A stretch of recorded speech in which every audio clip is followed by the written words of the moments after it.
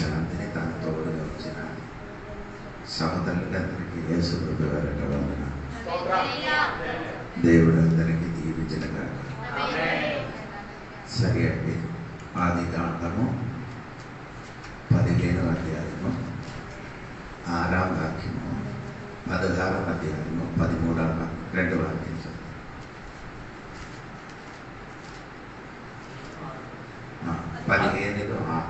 అతడు యెహోవాను నమ్మెను, ఆయన అతనికి నీతిగా ఎంచెను. 16వ అధ్యాయం 13వ. అది చూచుచున్న దేవుడవు నీవే అను. పోయిన వారము నేను మీకు చెప్పినది మీకు జ్ఞాపకం ఉంటున్నట్టుగా నేను అనుకున్నాను. 15వ అధ్యాయము విశ్వాసం గురించి రాయబడింది. 16వ అధ్యాయంలోకి వచ్చినప్పుడు అవిశ్వాసం. మనం కూడా అప్పుడప్పుడు కొన్ని టైములు విశ్వాసంగా నిలబడుతుంది, కొన్ని టైములు అవిశ్వాసంగా నిలబడుతున్నాడు. స్తోత్రం. ఇప్పుడు నేను ఈ రోజు చెప్పడానికి విశ్వాసం గురించి చెప్తున్నాను. 16వ వాక్యం 15వ అధ్యాయము 16వ వాక్యం చెప్పినప్పుడు అబ్రహాం ఏం చేశారు? విశ్వసించి. అంటే విశ్వాసం అనే పదము ఆదికాండములే ఫస్ట్ రాయబడి 15వ అధ్యాయం. అది ముందుకు విశ్వాసం అనే పదం ఎక్కడ కూడా రాయబడలేదు. సొంతంగా వినండి. ఈ 6వ వాక్యంలో అప్పుడు విశ్వసించి. దీని ముందుకు దేవుడు మాట్లాడింది కదా, మొదటి 15వ అధ్యాయం మొదటి. ఇవి జరిగిన తరువాత యెహోవా వాక్యము అబ్రహామునకు దర్శనమందు వచ్చి, అబ్రహామా భయపడకము, నేను నీకు ప్రేమము, నీ బహుమానము అత్యధికమగునని చెప్పెను. అంటే ఇది చెప్పినప్పుడు కదా సంతోషం రావాలి, విశ్వసించాలి. ఏది బహుమానం అందరికీ నమ్మకం వస్తుంది. బహుమానం అంటే నేనే నిన్ను దీవిస్తాను, నేను ప్రతిఫలమిస్తామని చెప్తే సూపర్. అప్పుడు అబ్రహాం కలకలే. అప్పుడు అబ్రహాం ఏం చేయలేదు. ఎందుకు అలాగే చెప్పలేదు? ఎందుకలా? 13వ అధ్యాయం చూడండి. 13వ అధ్యాయము 1-2 చూడండి. అబ్రహాము తనకు కలిగిన సమస్తమును తన భార్యను తనతో కూడానున్న లోతును వెంట పెట్టుకొని ఐగుప్తు నుండి లెబనోనుకు వెళ్ళాను.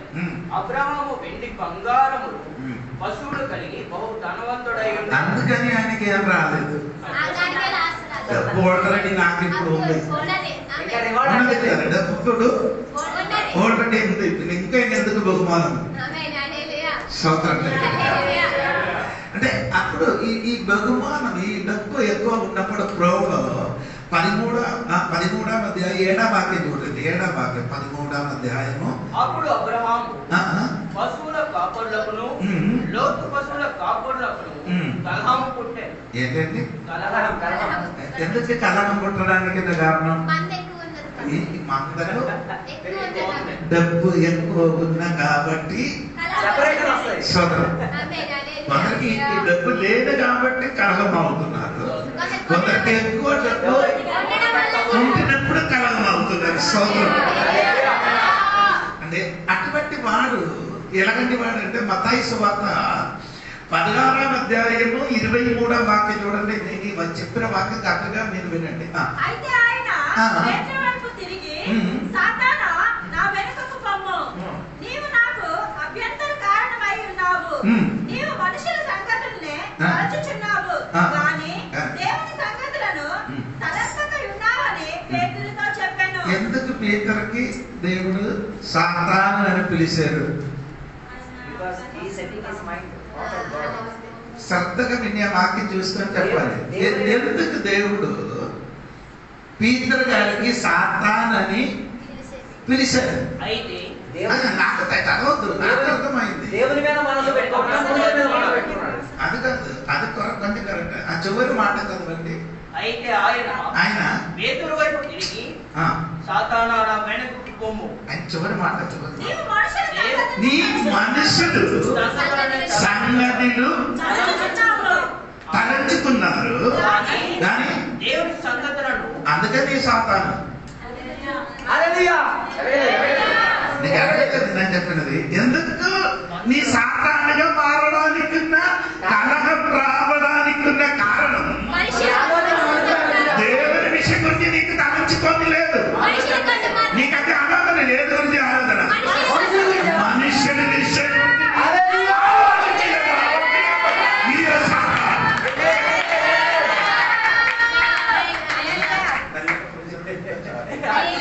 తగులుతుందని నాకు తెలిసింది. ఎప్పుడప్పుడు మనలో కలగం రావడానికి కారణం మనుషుని గురించి నీ ఆలోచించింది కాబట్టి సాతాను. దేవుడి గురించి ఆలోచిస్తే నీ సాతాను కాదు. మనము ఎప్పుడు ఏది విషయం గురించి ఆలోచించాలి, తగులుకోవాలి. దేవుడి విషయం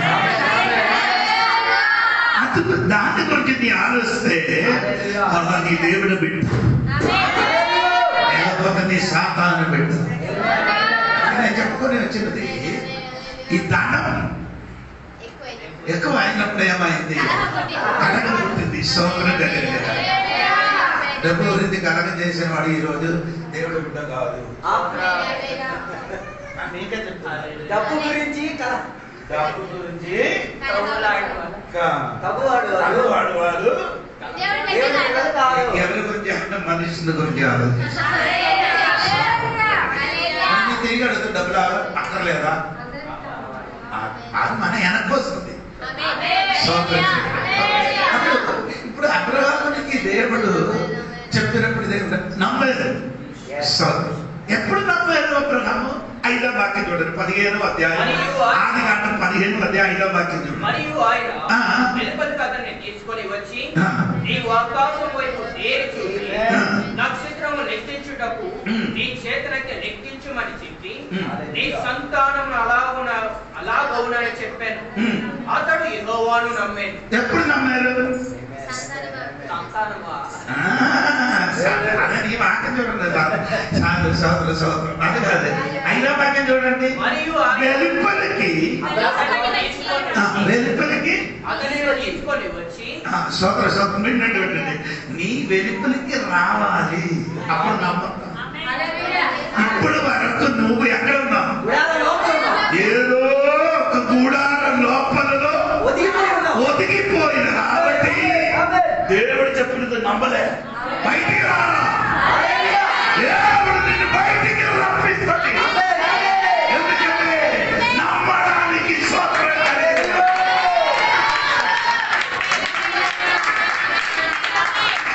దేవుడు గుడారం లోపల బయటికి అక్కడ ఉండి వారి అక్కడ ఉండడానికి వీల్లేదు. నీ బయటికి రావాలి.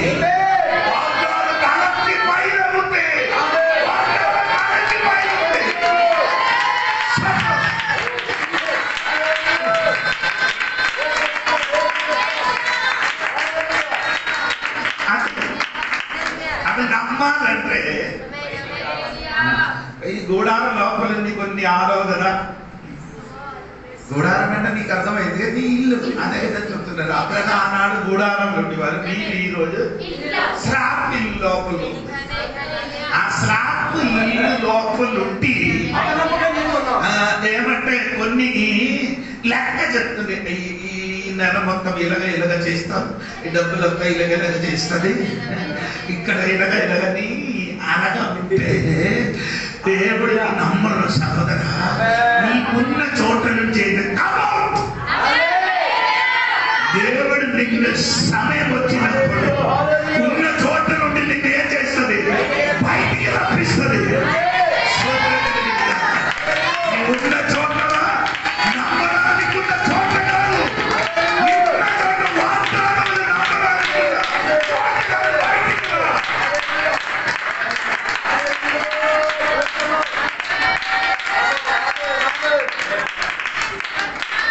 చాలా మంది దేవుని బిడ్డ ఈ ఉన్న చోటలు ఒదిగిపోతుంది. ఉన్న గుడారు అక్కడే కొన్ని ఏం చెప్తారు, కళ చూసి ఏంటి భవిష్యత్తు గురించి కళ బాబా కళ కంటే పెద్ద కళ నీ గురించి ఎవరి గురించి ఎవరి గురించి అయితే మాకు ఆకాశంలో ఉన్న నక్షత్రములు అది ఎవరి గురించి చెప్పలేదు. సంతానం గురించి వాగ్దానం. స్తోత్రం.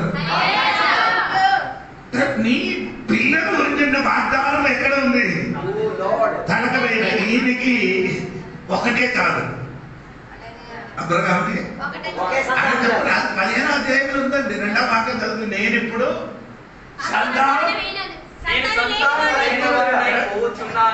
నీ గూడారం లోపల ఉంటే ఈ ఒక్కటే ఉంటే నీ ఆలోచన నాకు సంతానము. దేవుడు చెప్పిన నీకు సంతానము గురించి నీకు తెలియాలంటే నీ ఉన్న చోట నుండి ఏం చేయాలి? బయటికి రావాలి. వస్తే వైపు చూడు.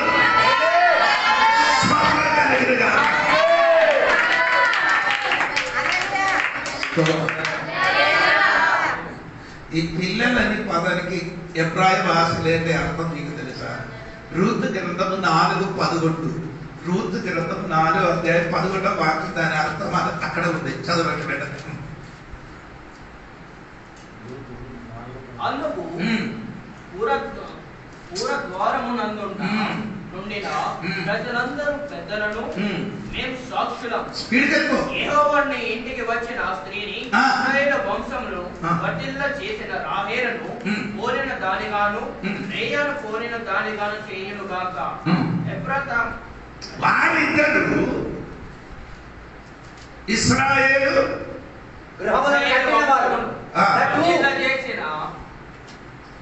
The two who built the house of Israel. యెహోవాని ఇంటిని వచ్చిన ఆ స్త్రీని ఇశ్రాయేలు వంశమును వర్ధిల్ల చేసిన రాహేలును కోరిన దాని అది తెలుగులో లేదు. అది ఆ తెలుగులో పదం రాదు. The two Rahel and Leah who built the house of Israel. Who built the house of Israel. వారి ఇరువురు దేవుని యొక్క ఇల్లు అయిన ఇశ్రాయేలును కట్టు. వారు ఇశ్రాయేలు ఇల్లు కట్టిన వారు. స్తోత్రం. ఎలాగా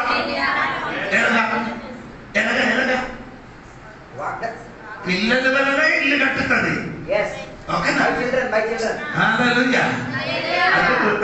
అంటే ఆ పిల్లలని పదానికి అర్థము ఇల్లు కట్టడం. పిల్లలుంటే ఇల్లు కట్టబడతాయి. ఇల్లు కట్టబడతాయి. పిల్లలు లేకపోతే ఇల్లు కట్టబడదు. అర్థం అవ్వలేదు.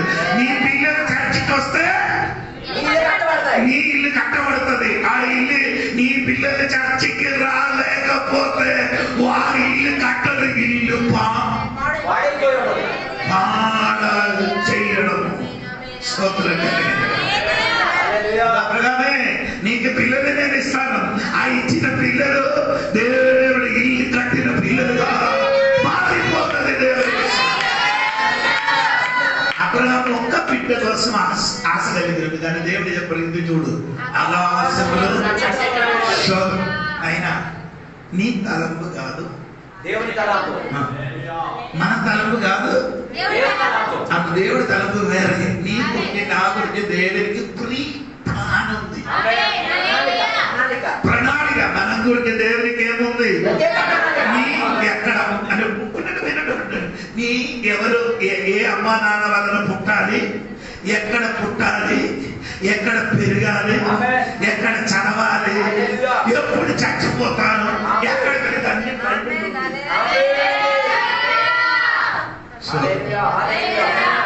మన గురించి అన్ని దేవుడు ఏం చేస్తున్నారు? ముందుకే నిర్ణయించుతున్నారు. ఆ తెలుగు పదార్థం ముందుకే నిర్ణయించుతున్నారు. అందుకని దేవుడికి స్తోత్రం. ఈయన విశ్వాసం గురించే చెప్పుతున్నారు. దేవునికి స్తోత్రం కలిగినగాక. అందుకే చెప్పండి. అబ్రహాము ఆ మాట వినినప్పుడు నమ్మేరు అనే పదానికి ఎబ్రాయ భాష ఆమీన్. అలాగా జరిగిన కాక చెప్పండి. విశ్వాసం అనే పదానికి ఆమీన్. అలాగే అబ్రహాము సంఘ లోపల రావాలి. ఎలాగంటే అబ్రహాము దేవుడు ఏం చెప్తే చేయని వాడు రాదు. ప్రతిశిక్షణకి తెలియదు చెప్తుంది. ఎప్పుడు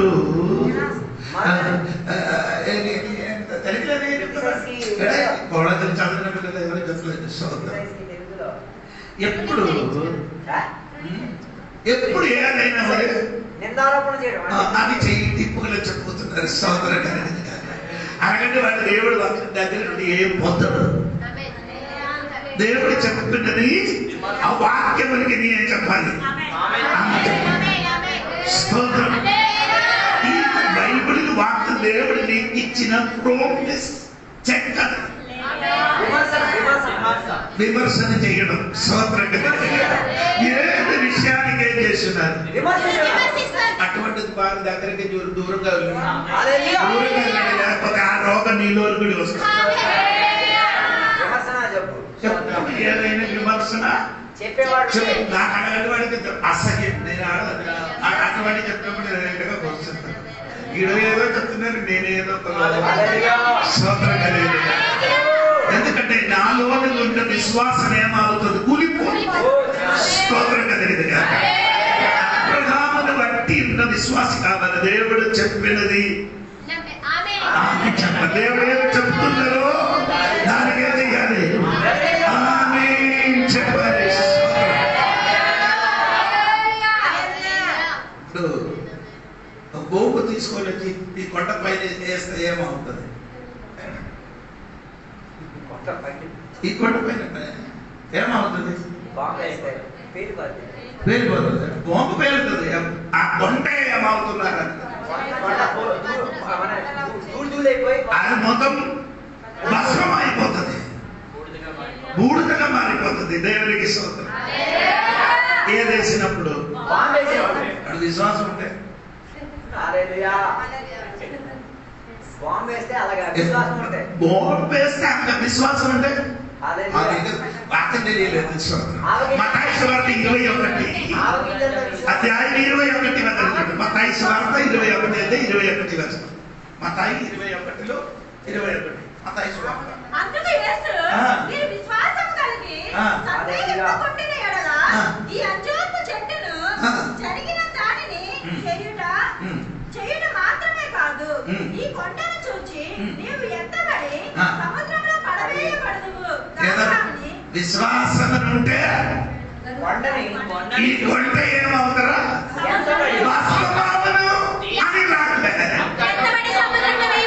అది మోపు కంటే శక్తి కలిగితే విశ్వాసం. ఎంతమందికి అర్థమైంది? నాకు తెలియదు. విశ్వాసం ఉంటే ఈ కొండ ఇక్కడ నుండి సముద్రంలోకి పోతాదట. గోపేస్తే అక్కడ పడి అది ఊడిదే అవుతుంది. కానీ నీ విశ్వాసం ఉంటే ఆ కొండ అక్కడ నుండి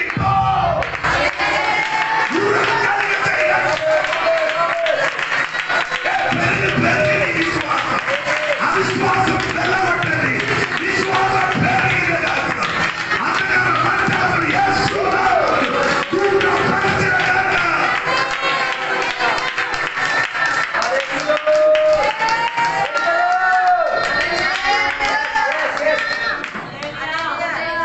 విశ్వాసం చెందిన వాక్యం పాస్టర్ గారు ఎవరు చెప్పరు. వాక్యం చెప్పడానికి తెలియాలి కదా. లేకపోతే మీరు ఇక్కడ వచ్చి బియ్యం బస్తాల కూర్చి వెళ్ళిపోవడమే. ఇక్కడ ఏం చెప్తున్నారు ఎవడో తెలియదు. వాక్యం సరిగ్గా తెలిసి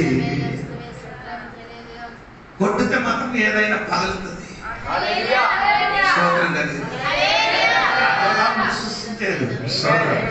ఈ రోజు దేవుడి సంఘమా, నీ రోజుల చిన్న విశ్వాసం ఉంటుంది కదా, ఆదరించంత విశ్వాసం ఉంటే ఈ కొండకి ఇక్కడ నుండి సముద్రం పడేయాలనుకున్నా పాలున్న విశ్వాసం, పాలున్న విశ్వాసం, శక్తి కలిగిన విశ్వాసం.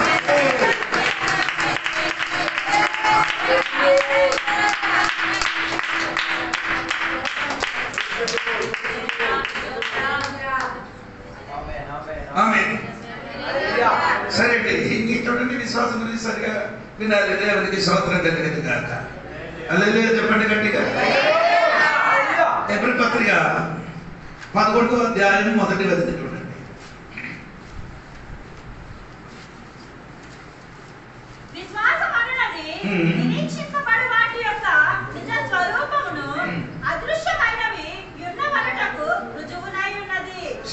విశ్వాసం గురించి నిర్వచనం కాదు, వివరణ. విశ్వాసములకి నిర్వచనం కాదు, ఏంటండి అది ఒక పదం ఏమంటే, నేను ఇంగ్లీష్ చెప్తాను, మీరు ఇంగ్లీష్ బైబిల్ లేదండి కొన్ని బైబిల్లో. సోదర అంటే అక్కడ ఒక వాక్యం ఉంది, CONIRM, కన్ఫెషన్. ఏంటంటే కన్ఫెషన్ అంటే అర్థం చెప్పండి మీరు. కాయం తెలుగులో ఏమండి, ఏదైతే మాట చెప్పేసి మీ ఏం చేసి ఆ మాట కాయం చేయడం. స్తోత్రం. విశ్వాసం ఏమండి, కన్ఫెషన్ అంటే తెలుగులో అడిగిన అర్థం కాయం. ఏంటండి మాట కాయం.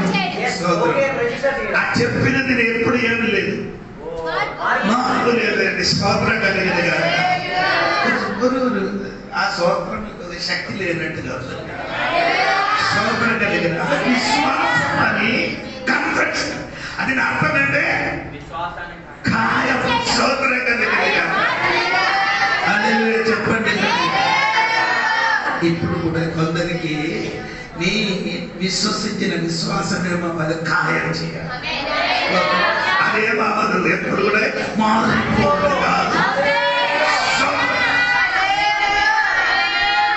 దేవునికి స్తోత్రం.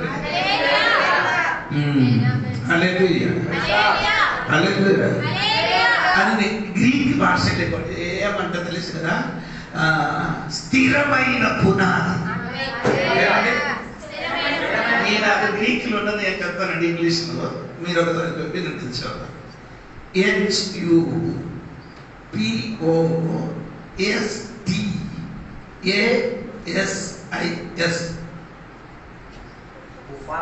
HUPOSTASIS, అయిన అర్థం ఏమంటే దేవునికి స్తోత్రం, స్థిరమైన పునాది. అప్పుడు నీకున్న విశ్వాసం చెప్పండి, స్థిరమైన. నీకున్న విశ్వాసం స్థిరమైన.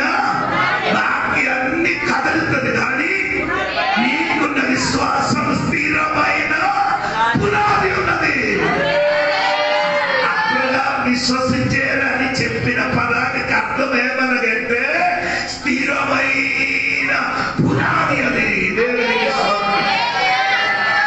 చెప్పాలి. అది అయితే ఆ స్థిరమైన పునాదులు ఏం చేయాలి?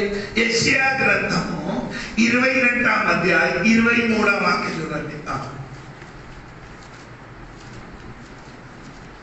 దిట్టమైన చోట, దిట్టమైన చోట, ఏ చోట?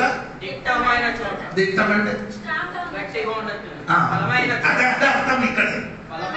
సరే, దిట్టమైన చోట మేకు కొట్టినట్టు నేను అతని స్థిరపరిచేది. ఆమె చెప్పండి. దిట్టమైన చోటలు మేక కొట్టినట్టు. దిట్టమైన చోటలు మేకలు కొట్టితే ఏమవుతుంది? కదలదు. కొందరు అర్థం అవుతున్నారు. స్వతంత్రం. దిట్టమైన చోటలు మేకలు కొట్టితే ఏమవుతుంది?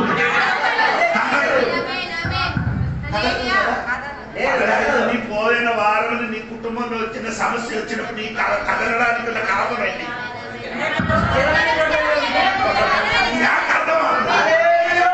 నీ పోయిన దినములు నీ జీవితం కదలడానికి ఉన్న కారణం ఏంటి?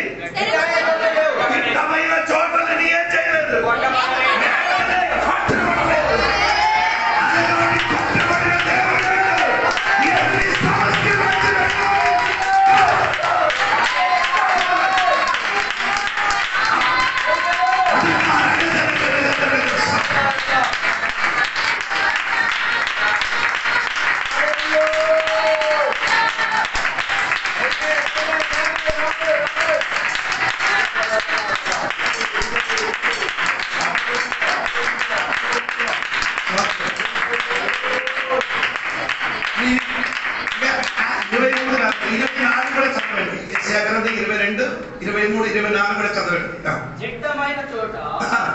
కొట్టినట్టు నేను అతను స్థిరపరిచేదా.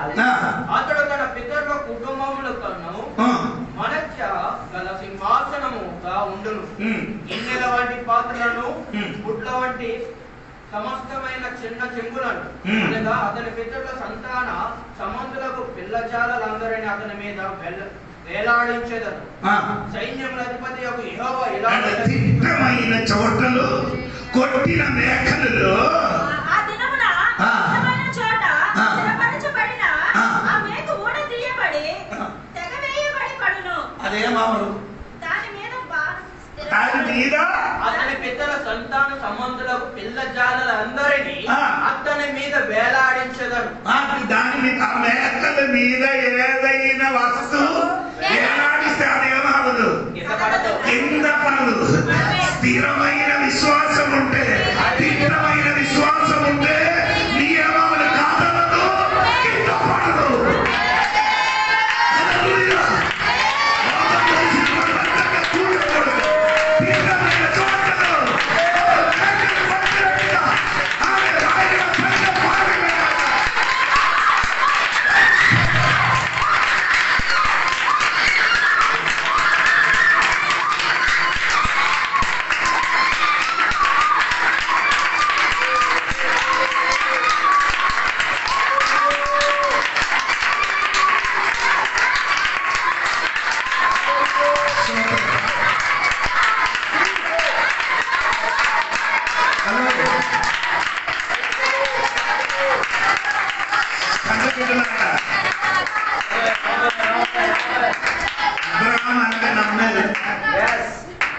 తిట్టమైన చోటులో కొట్టబడిన మేకలు ఉంటుందని అది వేరొక సబ్జెక్ట్ అయిపోతుంది.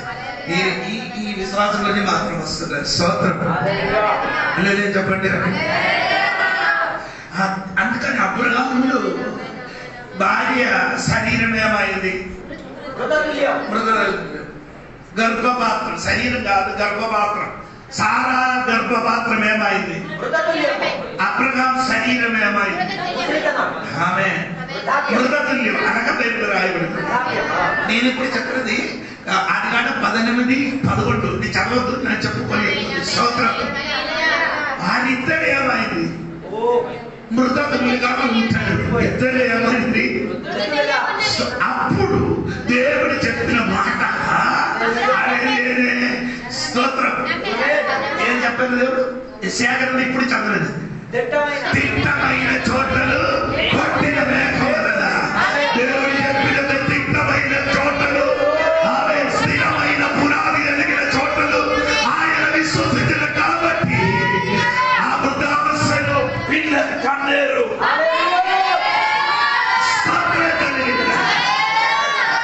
విశ్వాసం చెందినవాడు ఉంటే ఏం చేస్తారు?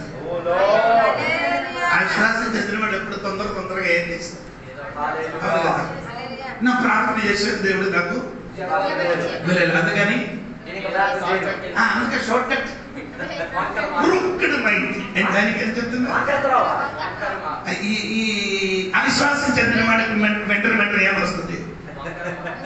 వంకర మార్గం, షార్ట్ కట్.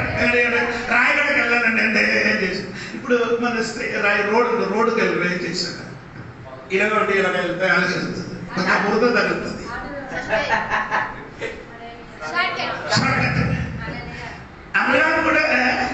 అబ్రహాముల భార్య సారా ఏంటి షార్ట్ కట్ చేసిన వాడు సోదరు. ఇదేంటి షార్ట్ కట్ చేసే అపనమ్మకం ఉండొచ్చు కానీ చేశారంటే నా వల్ల ఏమవదు. దేవుడు చెప్పిందిరా కానీ దేవుడు చెప్పారు కానీ అమ్మకి ఏమి రాలేదు. అందుకని షార్ట్ కట్ చేశారు. ఏం షార్ట్ కట్ అంటే 5 పిల్లల నుంచి తెచ్చి వచ్చిన హాగరు అనే పదానికి అర్థం భయపడినవాడు. ఏంటండి? నీ కూడా భయపడినవాడా అయితే సోదరం నీ కన్నిన బిడ్డ కూడా గాడుగా నువ్వు భయపడిన దానివైతే హాగరు పదానికి అర్థమైంది భయపడి ఆడి కన్నిన బిడ్డలే ఉంది.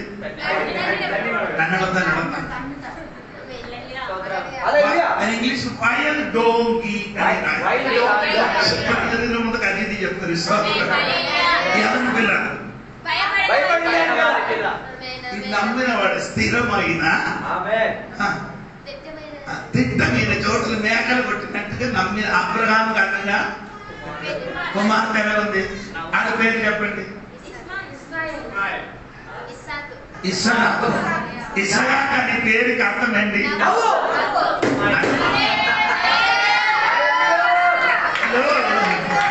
నీ విశ్వాసం చెప్పిన అబ్రహాము బిడ్డ అయితే అన్ని నీకు నవ్వు వస్తుంది ఆ విశ్వాసం చెప్పిన ఆగమ తిప్పిన భయపడేవాడు ఏది విషయం అంటే భయపడిన వాడు. అందుకని దేవునికి స్తోత్రం. ఆడికి కన్నిన బిడ్డ ఎలాగుంది కన్ననే వాడు మాత్రం కాదా ఆడి చెయ్యి అందరి మీదికి అందరి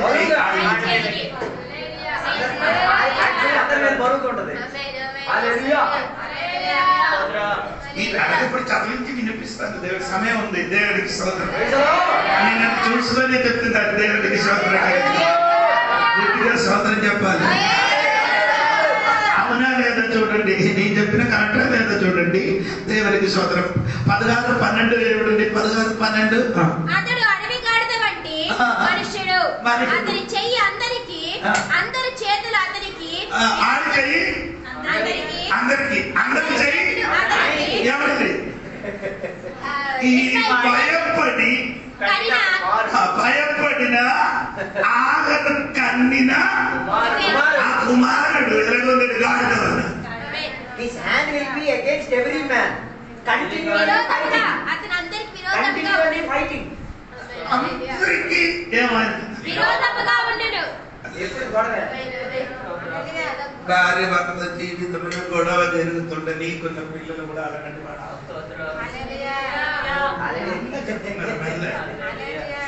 Praise the Lord.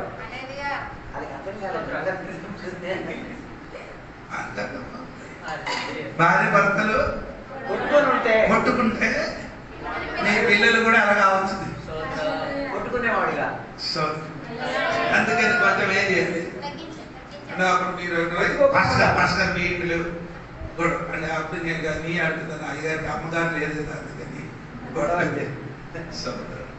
అమ్మగారు ఉండినప్పుడు ఏమవలేదు గొడవ లేదు. అది ఎందుకు చేయలేదు? మెచ్యూరిటీ మెచ్యూరిటీ ఫంక్షన్ మెచ్యూరిటీ అంటే పరిపక్వత అనగా వస్తాయి. ఒకరికొకరు అర్థం తెలుసుకున్నవాడు ఉంటే నోపడవడం ఒకరికొకరికి పెద్దగా ఏం లేదు ఏం లేదు. ఆడ బుద్ధి పోయింది.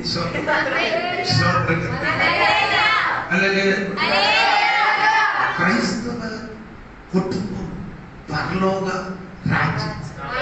క్రైస్తవ కుటుంబం దేవుని రాజ్యం. దేవుని రాజ్యం. అలాగే అప్పుడు మీరేమన్నా భర్త మారమని ఉంటారు ఆ పిల్లలు ఆడ ఎప్పుడెప్పుడో బుద్ధిస్తుంది. ఎప్పుడు ఏమవుతుంది రుద్దుకొనే ఉన్నారు. అందుకని నీ ఏం చేయాలి? సైలెంట్ గా ఉండండి. దేవునికి ఆడ పని ఏం చేస్తారు? మన పని ఏంటి? దేవునికి నేను చెప్పుకున్నానంటే ఇప్పుడు ఏం చేశారు? సారా షార్ట్ కట్ చేశారు. ఏం షార్ట్ కట్ చేశారు? నీ వెళ్ళి ఆగనని పెళ్లి చేయమన్నారు. ఆడు చెప్పిన మాట అబ్రహాం ఏం చేశారు? విన్నారు. సరే 16:4 వాక్యం చూడండి. 16:4 వాక్యం. ఆగారుతో పోయినప్పుడు అది గర్భవతి ఆయను. అది తాను గర్భవతి నైతినని తెలుసుకున్నప్పుడు దాని యజమానురాలు దాని దృష్టికి నీచమైన దాని ఆయను. ఎందుకనగా నీచం ఆగడం కారణం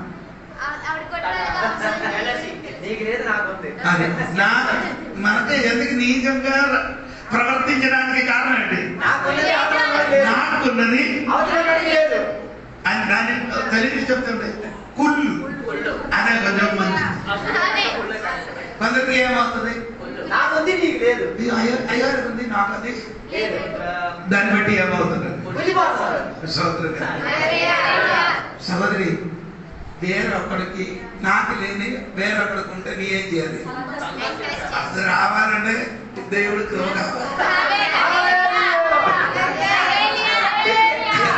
సోదరు కలిగింది. కొన్ని సారాకి ఏం లేదు అది,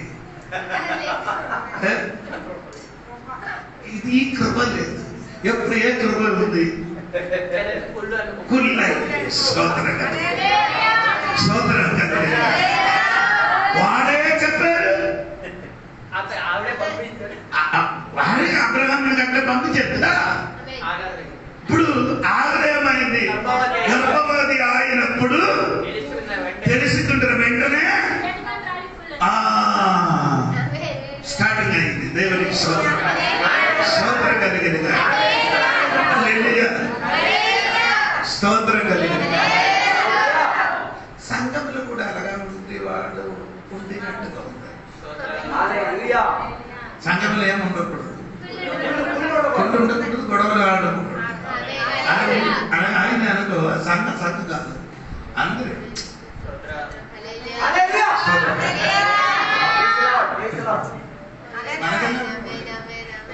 మెంటల్ హాస్పిటల్లో డాక్టర్గా ఉన్నవారు ఒక డాక్టర్ ఉంది. ఆయనకి అడిగారయ్యా మీ ఎలాగ ఈ పిచ్చివాడుకి మేనేజ్ చేస్తున్నారండి. ఆరి దగ్గర మేనేజ్ చేయడానికి నవ్వుకోవాలి. సో ఎందుకంటే ఆడు ఒక్కడు నన్ను కొట్టడానికి పెడితే వేరొకడు చేస్తాడు. పిచ్చడు పిచ్చడు కలిసి నన్ను కొట్టడానికి వచ్చింది నన్ను కొనిపించాడు, వేరొకడు తెలియలేదు. వీడు కలిసి ఏం చేయదు.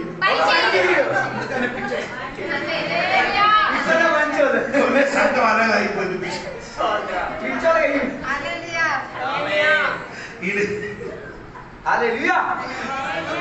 హలో, నేను చెప్పిన మాట అంటే కొన్ని విశ్వాసాలు ఇలాగా ఉందండి. ఇలాగా విచ్చలగా ఆడే చేస్తుంది, ఆడుకు మంచి చేస్తున్నాడు. అవును కదా, ఆడే అన్ని చేస్తుంది. ఆడే చేస్తుందండి. సారే అన్ని చేశారు. సారా కూడా ఇప్పుడు ఏం చేస్తున్నారు? కొన్ని చేస్తారు. కొన్ని చేయడం మాత్రం కదండి. దేవునికి స్తోత్రం కలిగిన గారు. దాని 6వ వాక్యం 16 ఆదికాండము 16. అందుకు అబ్రహాము ఇదిగో నీ దాసి నీ చేతిలో ఉన్నది, నీ మనస్సు వచ్చినట్లు దాన్ని చెయ్యమని సారైతో చెప్పాను. సారై దాన్ని శ్రమ పెట్టినందున పుల్లు మాత్రం కాదు, ఏం చేస్తుంది? శ్రమ పెట్టడం. సోదరం, ఈ అవిశ్వాసం ఎప్పుడు ఏం చేస్తుంది? పుల్లే ఇంకేమవుతుంది? శ్రమ పెట్టడమే. సోదరం కలిగిన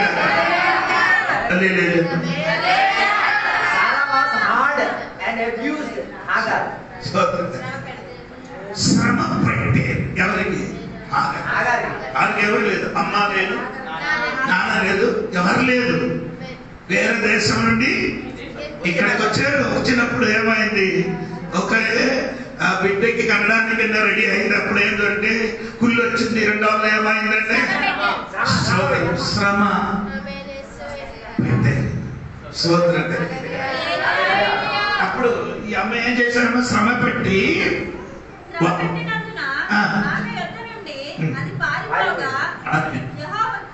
ఈడేం చేస్తున్నారు? మంచిదని చేశారు. లేకపోతే ఆ కడుపులో ఉన్న అదే కొన్నిసార్లు పారిపోవడం మంచిది. లేకపోతే నీ ఆత్మీయ శిశువుని ఇంకా వారందరూ ఏం చేస్తారు? అర్థమవుతుంది. కొన్ని చోట్ల నుండి నీ ఏమవ్వాలి? పారిపోగలేకపోతే నీ ఆత్మీయ జీవితం పాడైపోతుంది, చచ్చిపోతుంది.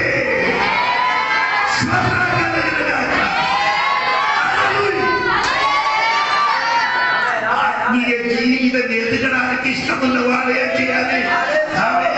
పుల్లున్న చోట, బాధపడిన చోట విడిచిపెట్టి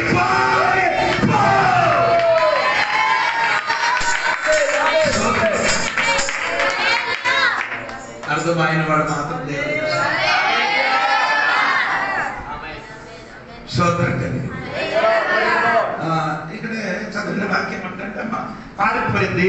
ఓకే, పారిపోయిన తర్వాత ఏడవ వాక్యం యెహోవా దూత అరణ్యములో నీటి బుగ్గ యొద్ద ఈ అమ్మాయి ఎక్కడికి వచ్చారు? అరణ్యములో అంటే నీటి బుగ్గ దగ్గరికి వచ్చింది. దేవునికి స్తోత్రం కలిగిన చెప్పండి. అక్కడ అదే నీటి బుగ్గ దగ్గరికి వచ్చినది అంటే ఏదో ఒక విడుదల తినడానికి స్తోత్రం కలిగిన. ఏది ఇంటిలుంటి కుళ్ళుందో బాధపడ్డారో అక్కడే ఇంటిని ఎక్కడికి వెళ్ళాలి? ఆరణ్యములు ఉన్న ఒక నీటి బుగ్గ దగ్గరికి వస్తే దేవుడితో సంభాషించడానికి మంచి స్థలం అది.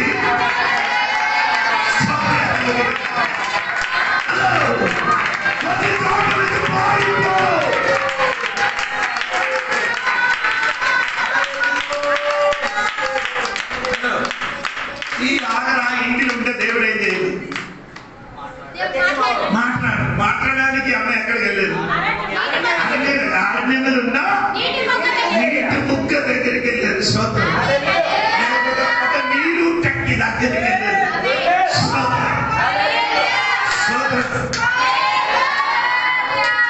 బైబిల్లో ఈ నీళ్ళుట్టు దగ్గరికి వచ్చిన వాడు అందరు ఉన్నారు. కొన్ని అక్కడికి వెళ్ళిపోతే సబ్జెక్ట్ మారిపోతుంది. స్తోత్రం.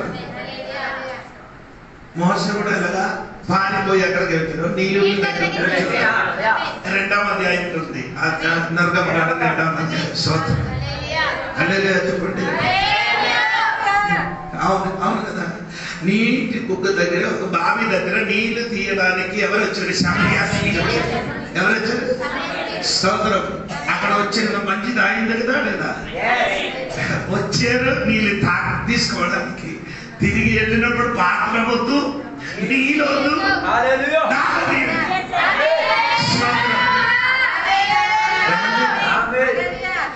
సమరేశ్వరికి బావి దగ్గరికి వచ్చినప్పుడు యేసు కూడా అక్కడ కూర్చున్నారు. యేసయ్య అడిగారు, నీ వెళ్ళి ఎవరికి పిలిచి రావాలి? పెనిమట్టికి. అప్పుడు ఆమె చెప్పారు. అప్పుడు దేవుడు ఏం చెప్పారు? తర్వాత ఇప్పుడున్నవాడు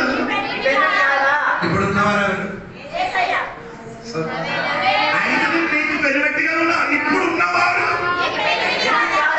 ఆయన పెనిమట్టి కాదట. అప్పుడు ఉన్నవాడు యేసయ్య అండి. యేసయ్యకి ఎప్పుడు పెనిమట్టిగా అంగీకరించారో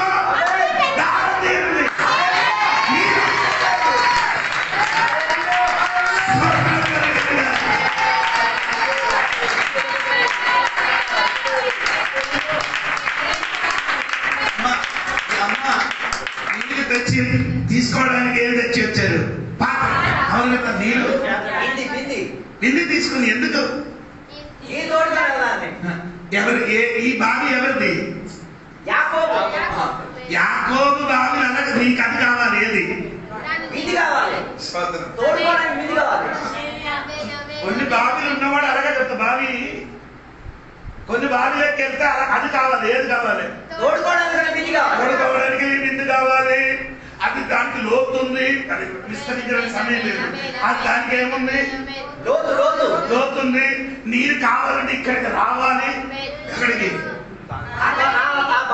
రావాలి.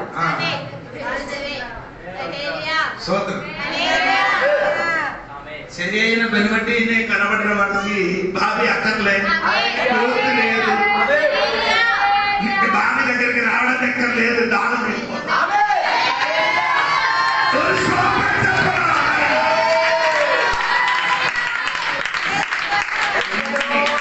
ఎన్ని దినముల నుండి నీవు ఈ బావి దగ్గర వచ్చి నీళ్ళు తీసుకొని ఈ రోజు నీ దాహం తీర్చిన రోజు.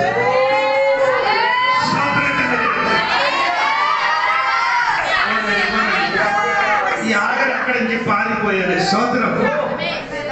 అప్పుడు దేవుడు చెప్పిన ఒక మాట దేవునికి స్తోత్రం కలిగింది కాదా? అది 10 వచనం చూడండి. 10 వచనం చూడండి. 16 10.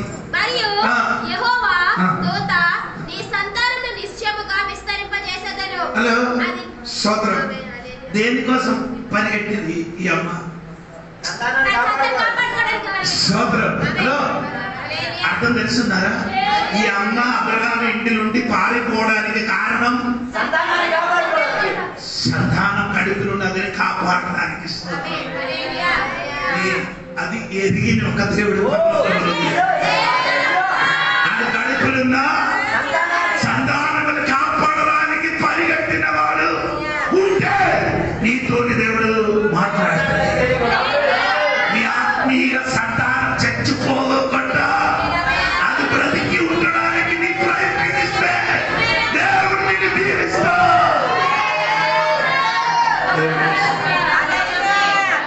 అప్పుడు దేవుడు ఏం చెప్పారంటమ్మా? దేవుడు ఏం చెప్పారు?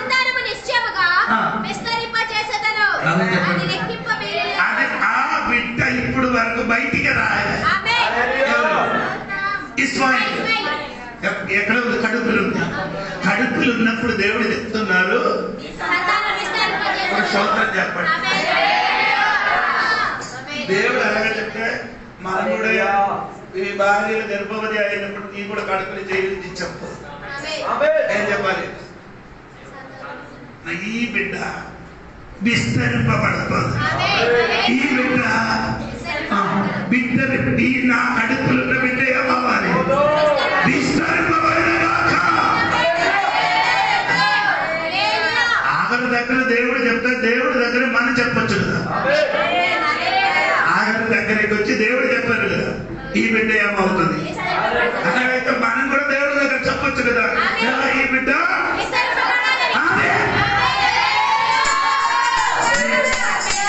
నీ పిల్లలకి చూసి చెప్పు. గాడిది అని పిలవకుండా మీరు ఎలాగ పిల్లలకి కోపం వచ్చినప్పుడు చూస్తే పిల్లల మీద కోపం వచ్చినప్పుడు ఎలాగ పిలుస్తారు? ఏ మూర్ఖుడా, ఏ గాడిద ఇంకేంటి పిలుస్తున్నా? మీరు అలాగ పిలవలేదు.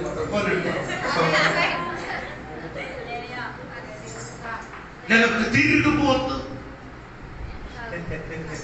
నేను ఎలాగా పిలుస్తుందా అలాగా అవుతుంది. ఎలాగా పిలవాలి? ఇది విస్తరింపబడిన పిల్ల. సోదరుడు విస్తరింపబడిన పిల్లలు అనేది ఆలసి ఇంటికి వచ్చిన వాడు అవచ్చు కానీ నీ నోరు అని తనక 30 సంవత్సరాల ముందుకు నేనే లేకపోతే మన చర్చ ఏసీ చర్చ కావాలని దేవుడు సరే నేను ఎన్నిసార్లు చెప్పినప్పుడు కొందరికి నవ్వు వచ్చింది. అయ్యో ఇది జరగలేదు కదా, ఇప్పుడు ఎలాగుంది? అప్పుడు చెప్పినది ఇప్పుడు జరుగుతుంది. హలో, నేను పాడి చదువుతున్నానండి. నీ అలాగ పలకదు. నా బిడ్డ విస్తరింపబడుతుంది. నా బిడ్డ విస్తరింపబడుతుంది. అలాగే చెప్పిన అలాగే చేసింది.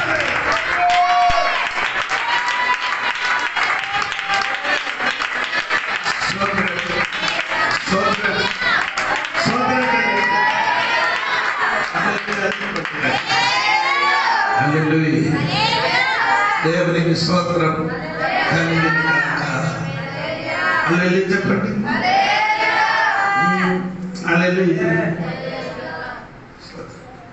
ఇక్కడే ఆ మాట 10 వచనం చూడండి ఒకసారి కూడా. మరియు యెహోవా దూత నీ సంతానమును నిశ్చయముగా విస్తరింపజేసెదను, అది లెక్కింప వీలు లేనంతగా విస్తారమగుదనని దానితో చెప్పాను. ఒక వాక్యం కూడా అది కంటే 21 అధ్యాయం బాబు, 21 అధ్యాయం. ఆ బాబు దగ్గర ఉన్నప్పుడు దేవుడు చేసిన పని కూడా 21 అధ్యాయంలో దేవుడు చెప్పిన మాట వినండి.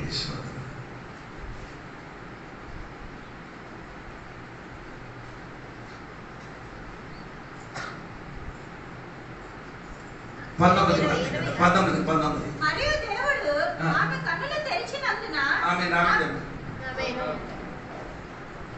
అమ్మాయి ఏం చేశాడు? కన్నులు తెరిచినందున ఆమె నీళ్లు ఊటి చూచి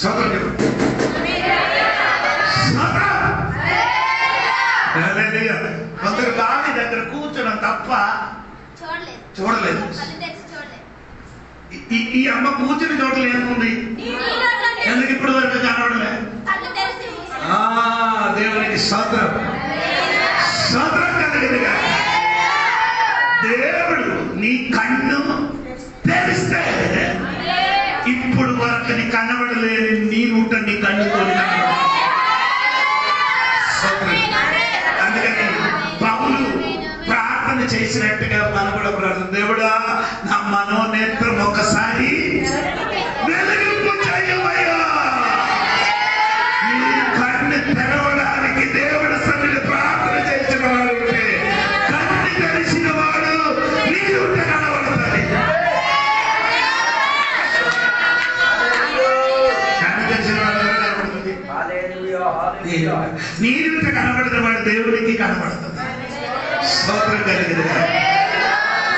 అది కదా 16లో 13వ వాక్యం ఆడు చెప్పిన అమ్మ చెప్పిన మాట ఏంటంటే 16 నన్ను నన్ను ఇంటిని ముందుకి దేవుడు ఏం చేయలేదు. కొన్ని మాట్లాడారు కానీ ఏం చేయలేదు. చూస్తున్న దేవుడు అని దేవుడికి ఎప్పుడైతే తెలిసింది, కన్ను తెలిసినప్పుడు మాట్లాడిన దేవుడు నన్ను చూస్తున్నాడట. స్తోత్రం. కన్ను తెలిసిన వాడు దేవుడికి ఒక పేరు పెట్టారు. కన్ను తెరవలేని వాడు దేవుడికి పేరు పెడతాడు. నా ప్రార్థన ఆలకించిన వాడు కాదట. కన్ను తెలిసిన వాడు దేవుడు చూస్తున్నా పాఠం లేదు కదా. అదే అంతే. ఆ ఒక ముక్క తప్ప రెండోది మా స్తోత్రం. సమయం ఆయన 10 నిమిషములే ఉన్నది. నాకు స్తోత్రం కలిగింది కాదు. చెప్పండి. దేవుడికి దేవుడు ఏం చేశాడు? చూస్తున్నా దేవుడిని, దేవుడికి స్తోత్రం. ఇవన్నీ చెప్పడానికి కారణం ఏమంటే, దేవుడు కన్ను తెరిచింది.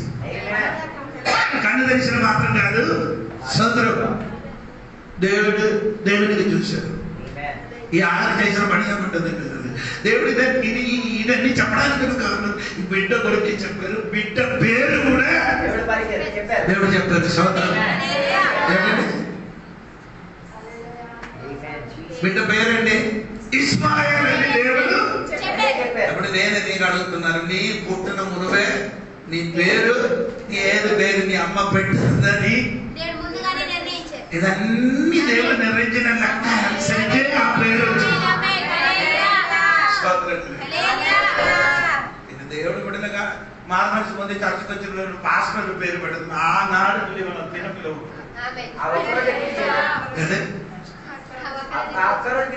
నేను ఆంధ్ర వెళ్ళి కొందరికి బాప్టిజం ఇచ్చిన తర్వాత భాస్కర్ ఒక పేరు పెట్టు. ఎందుకు పెట్టాలి అక్కడ? నేను దేవుడు బిడ్డ ఇంట పేరు మార్చాలా? పేరు మార్చడమా మనసు మార్చడమా? ఎవరు కూడా పేరు మార్చడం పద్ధతి కాదు.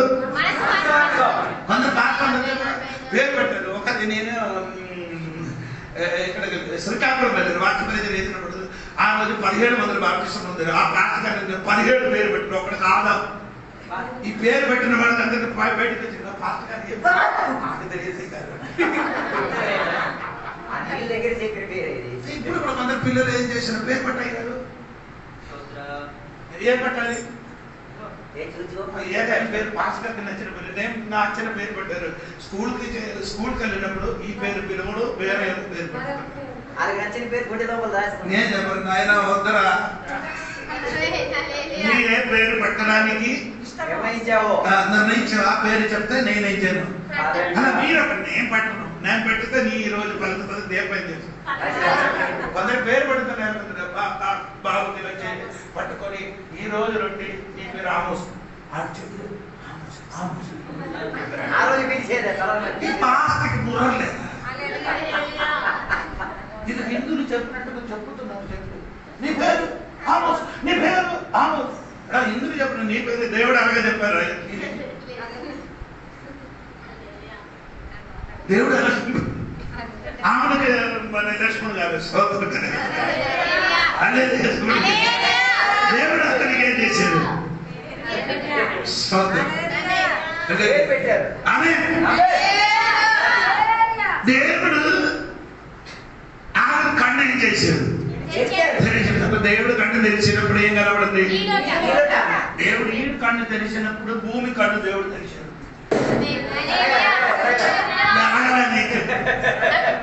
దేవుడు ఆమె కన్ను దేవుడు తెరిచినప్పుడు భూమి కన్ను దేవుడు భూమి కన్ను అని చెప్పినది ఏమన్నా భూమి మీద ఉన్న నీళ్ళు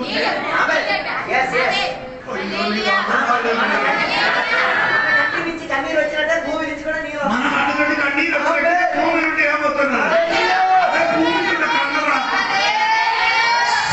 ఈ రోజు దేవుడు నీకు కన్ను తెరిచినందుకు భూమిలో కన్ను యేసు నామములో తెరవబడిన కాక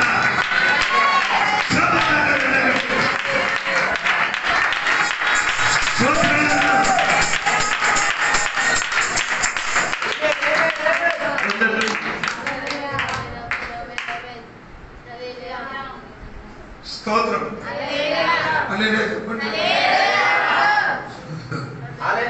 ఈరోజు దేవుడు కన్నంత తెరిస్తే భూమి కన్ను కూడా దేవుడే చేసింది. చివరి వాడు 5 నిమిషాలు కూడా ఉంది. చివరి 5 నిమిషాలు కూడా వదలదా? వదలదు. స్తోత్రం కలుగుతుంది. అది నాకున్న సమయం. దేవునికి స్తోత్రం. నీ ఒక్క మాట కూడా చెప్పలేకపోతే నాకు నచ్చదు. ఆ మెసేజ్ అని పూర్తిగా స్తోత్రం కలుగుతుంది. ఆ 16వ అధ్యాయము 16వ వాక్యం ఉంటుంది. 16వ అధ్యాయము ఆదికాండం 16 అదే 14వ వాక్యం. అందుచేత ఆ నీటి బొగ్గకు బేహర్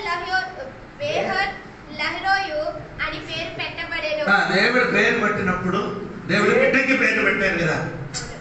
దేవుడు బిడ్డకి పేరు పెట్టారు. ఇస్మాయిల్ అని ఈ అమ్మ ఏం చేశారు? కన్ను తెరిచినప్పుడు భూమి కన్ను తెరిచి చూసినప్పుడు ఈ నీరుకి ఒక పేరు పెట్టారు. స్తోత్రం కదిలి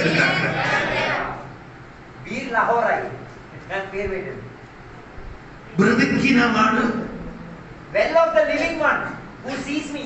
కన్ను బ్రతికున్నవాడు సజీవుడని సజీవుని భావి. స్తోత్రం కదిలి Living one who sees me.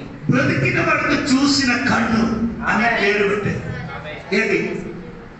ఆ నీళ్ళు బ్రతికిన వాడికి చూసిన కన్ను. స్తోత్రం కలిగి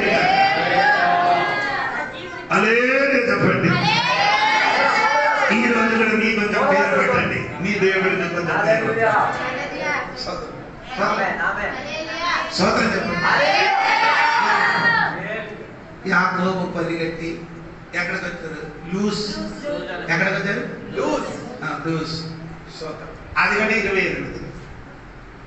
ఈ పరిగెట్టిన వాడు ఇలాగా ఆడు కూడా లూజే. పడకని సమయం ఎలాగా ఉంది? లూజే. స్తోత్రం. అరే నీ లూజ్ అయితే నీ ఎదురు హలో నీ లూజ్ అయితే నీ ఉన్న మొత్తం లూజే. స్తోత్రం కలిగింది.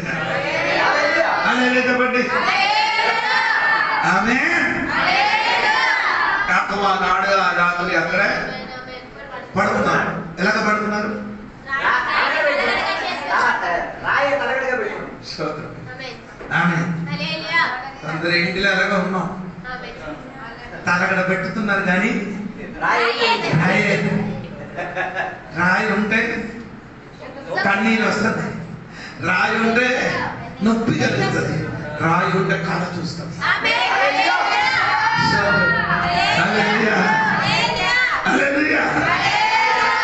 నీ జీవితంలో ఏదైనా ఒక రాయిని తల మీద ఉంటే భయపడదు.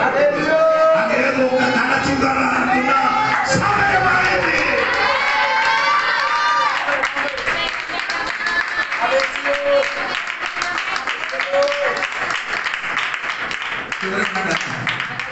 స్తోత్రం. 6 గంటలు లేచి దేవుడు ఏం చెప్పాలి? ఇదన్నీ నీకు నీ సంధానానికి నేను ఇచ్చాను. ఎవరికి ఇచ్చారు? యాకోబే నీకు నీ సంధానానికి ఏదో ఈ లూజే పట్టణం ఇచ్చారని చెప్పిన వెంటనే యాకోబే పేరు పెట్టారు. స్తోత్రం. మనకు అలాంటి దొరికితే మనం ఎవరు పేరు పెట్టుతుంది? దేవుడు చెప్తున్నారు రాయడ పట్ల మొత్తం నీకు ఇస్తాను రా. దేవుడు చెప్తున్నారు కాదు మొత్తం నీకు దొరికితే నీ ఏ పేరు పెట్టుతున్నా మనకి నచ్చిన పేరు పెట్టుకుంటాం, మన పేరు పెట్టుకుంటాం. జోడి గారు ఊరు దేవుడు ఆయనకి ఏం చేశారు? ఆ స్థలం మొత్తం ఇచ్చినప్పుడు తిరిగి దేవుడు పేరు పెట్టారు. ఆయన అర్థం ఎంతంట తెలుసా? ఆజ్ఞ అర్థం. నీకు దేవుడు ఏదైనా ఇచ్చినది అది నీది కాదు, అది దేవుడిదే. నా మాట వినిపిస్తున్నా సంగమా? నీకు కారు ఇచ్చింది నీది కాదు, నీకు ఇల్లు ఇచ్చినది నీది కాదు, దేవుడు ఇచ్చినది. స్తోత్రం కలిగింది. నీకు బైక్ ఇచ్చినది నీది కాదు, దేవుడు ఇచ్చినది. దేవుడు పేరు పెట్టాడు. అయ్యో, యేసునామములో.